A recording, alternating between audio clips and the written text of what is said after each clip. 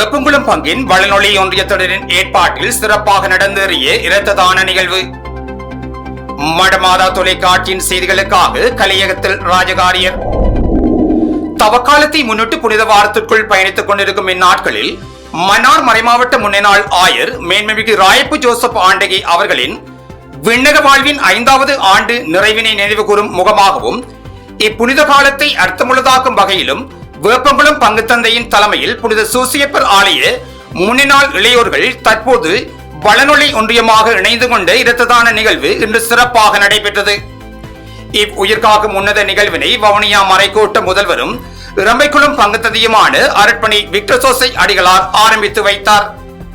வேப்பங்குளம் பங்கு தந்தை அருட்பணி டெஸ்மன் அஞ்சலோ அடிகளார், இரம்பைக்குளம் உதவி பங்கு தந்தை அருட்பணி பியோதர்சன் அடிகளார், சென்ட் போல் பாடசாலை உதவி இயக்குனர் அருட்பணி விமல் ரோய் அடிகளார் மற்றும் வவுனியா அமைதியக மறையுரைஞர் குழு அருட்பணி ஜான் ஜெனிபர்ட் குருஸ் அமைதி அடிகளார் மற்றும் கிராம உத்தியோகத்தர்கள் ஆகியோர் கலந்து கொண்டு சிறப்பித்திருந்தனர்.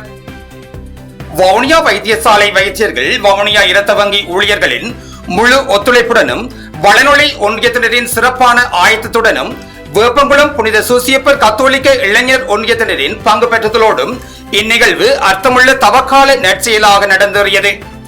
இந்நிகழ்வில் வேப்பங்குளம் பங்கு மக்கள், இரம்பைக்குளம் பங்கு மக்கள், மகா இரம்பைக்குளம் பங்கு மக்கள் ஆகியோரும் வேப்பங்குளத்தை அண்டிய கிறிஸ்தவர் அல்லாத புறசமய சகோதரர்களும் இரத்த தானம் செய்திருந்தனர்.